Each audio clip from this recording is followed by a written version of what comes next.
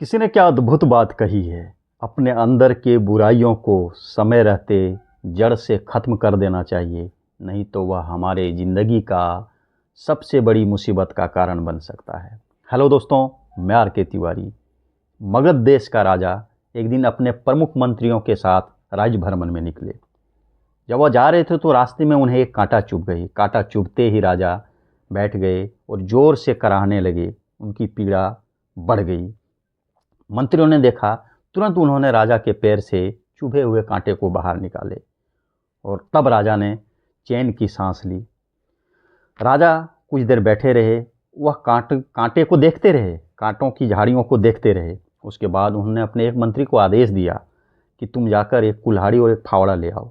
मंत्री तुरंत गए और उन्होंने तुरंत एक कुल्हाड़ी और फावड़ा लेकर आ गए।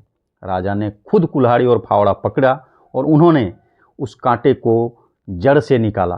जड़ से निकालने के बाद उन कांटों को उन्होंने जला दिया और कांटों को जलाने के बाद जिस जगह पर उनकी जड़ें थी उस जगह पर उन्होंने छाछ मंगवाया और छाछ डाल दिया ताकि उनकी जड़ फिर से नहीं पनपे। यह सब उनके मंत्री देख रहे थे और उन्होंने देखकर यह सोचा, उनको यह अंदाज़ा नहीं लग रहा था कि यह सब राजा कर क्या रहे हैं। हम सारे इतने सारे मंत्री इनके साथ जा रहे हैं, इनको इन कांटों की खोदने की क्या ज़रूरत थी।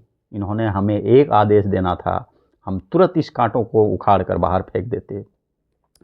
सारे मंत्री जिज्ञासावश राजा को देख रहे थे। उनमें से एक मंत्री ने आखिरकार राजा से पूछ ही लिया कि महाशय, आपने इतने कष्ट उठाने की क्यों कोशिश की? जब आपके साथ हम इतने सारे मंत्री हैं, आपने हमें सिर्फ एक आदेश देना था, हम तुरंत इस कांटे को निकाल कर बाहर फेंक देते।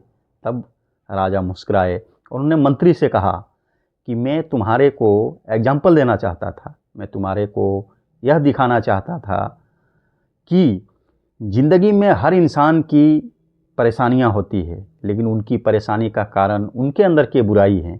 इसलिए समय रहते अपने बुराई को जड़ से ख़त्म कर देना चाहिए, नहीं तो वह एक बहुत बड़ी मुश्किल का कारण बन सकता है।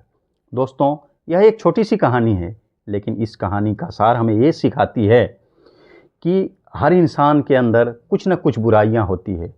उन बुराइयों को समय पर परख कर आप उनका इलाज समय रहते कर दो, नहीं तो आपको समय समय पर वह कष्टदायक पीड़ा देते रहेगी और आपको परेशान करते रहेगी। दोस्तों, जाते जाते एक बार फिर से ज़िंदगी में खुश रहिए, व्यस्त रहिए, मस्त रहिए। मिलते हैं नेक्स्ट एपिसोड में, तब तक के लिए नमस्कार।